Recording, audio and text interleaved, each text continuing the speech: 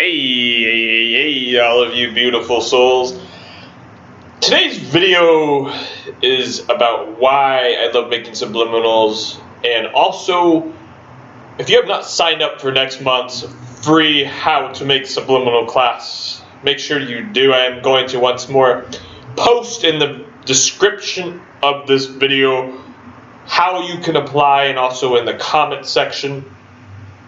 We are running out of time. I believe we have 9 more days until the class starts.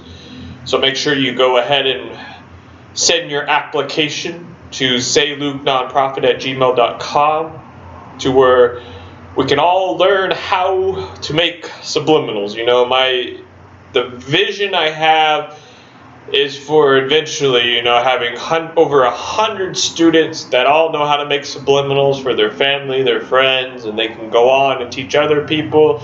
And it's a ripple effect where we now soon have thousands of people making subliminals, right? This tattoo is all based on the theme or the dimension of time. And I truly believe we can bend time with our creativity. And the number one thing I love about subliminals is being able to apply our creativity. Growing up as a child, I forget how old I was, it's not important. I was, before preteen, a child. And I would go to this website where they let you customize superheroes. You create your own superhero. And they would literally everything from the gloves, the wrists, the outfit color, the pants, the head, all kinds of cool, options. And I would then print them out on my parents' printer. I'm laughing because I used a lot of ink. I believe I had about 30, maybe 40, 50, I think stretching it, but I had at least 30 different customized superheroes, and I would just lay out all the papers and just visualize with my imagination as a child all of these epic fights and battles and stories.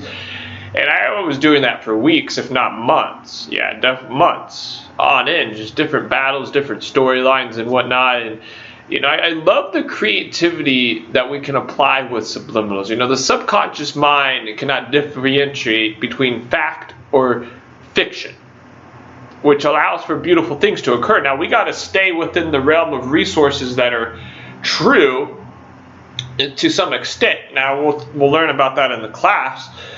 So it really allows for, you to just release and allow your creative side out, And there's a little bit of imagination, not the extent of imagination that's needed, for the 3, epic fantasy, sagas or books that I wrote.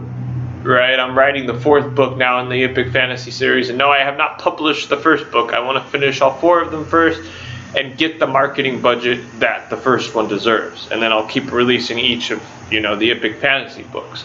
Now, there is some degree of imagination with subliminals. If you're making original subliminals, yes, you need imagination.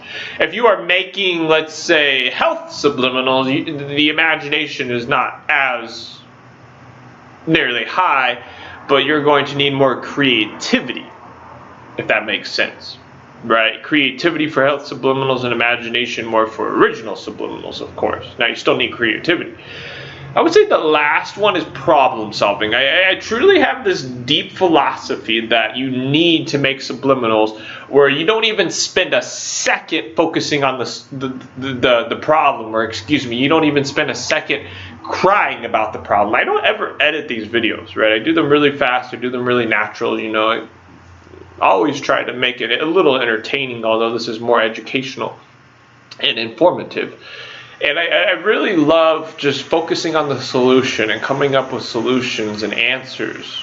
Just 100% focus on the solution and the answer, which then asks for creativity, asks for planning, asks for writing out and whatnot. And I invite all of you to the online subliminal class starting next month. I'm going to post all of the information in the About section and also the comment section. You all have a beautiful, beautiful, beautiful New Year.